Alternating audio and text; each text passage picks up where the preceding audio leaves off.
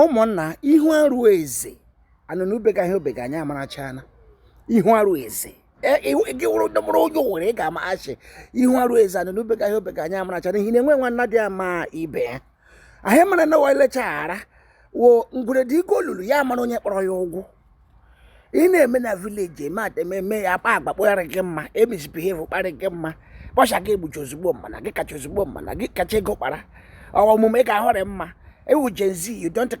care, fuck it, damn it, onye ọkwana onye, how what will you do for me? Anyị ele gị ndị vileji enyi ị ga-anya gba nkịta eyo asụ